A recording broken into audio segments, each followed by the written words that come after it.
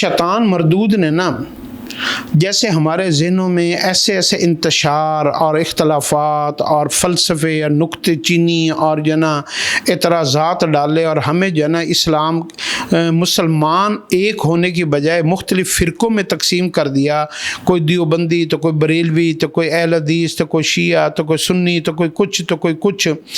تو اسی طریقے سے درود پاک کے اندر بھی شیطان نے ہمیں اختلافات میں ڈالنے کی بھرپور کوشش کی۔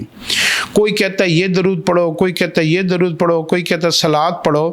جتنے بھی درود ہیں سارے درود اچھے ہیں، لیکن ان میں سب سے اعلیٰ اول اور بلند مقام کا جو درود ہے وہ درود ابراہیمی ہے۔ تو آپ کیا کریں، اختلافات میں پڑھنے کی بجائے آپ درود ابراہیمی کو اپنی زندگی کا حصہ بنا لیں۔ اللہم صلی علی محمد وعلی آل محمد کما صلیت علی ابراہیم وعلی آل ابراہیم انک حمید مجید۔ اللہم بارک علی محمد وعلی آل محمد کما بارکت علی ابراہیم وعلی آل ابراہیم انک حمید مجید۔ یہ درود ابراہیمی ہے۔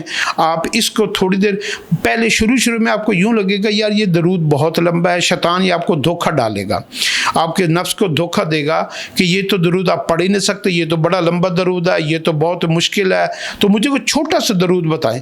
لیکن آپ کیا کریں، آپ نا اپنی زبان کے اوپر اس کو 15-20 منٹ آپ روز پڑھیں گے نا، تو آپ کو کسی اور درود میں مزہ نہیں آئے گا جتنا مزہ آپ کو اس لمبے درود شریف کے اندر آپ کو آئے گا۔ آپ کو لذت آنی شروع ہو جائے گی۔ تو اس درود پاک جس میں کوئی اختلاف نہیں، کوئی فرقہ، ہر تمام فرقے اس کے اوپر متفق ہیں، سب کا اتحاد ہے کہ یہ درود پاک بالکل ٹھیک ہے، تو اس درود کو آپ پڑھنا شروع کریں، آپ ہر اختلاف سے بچ جائیں گے۔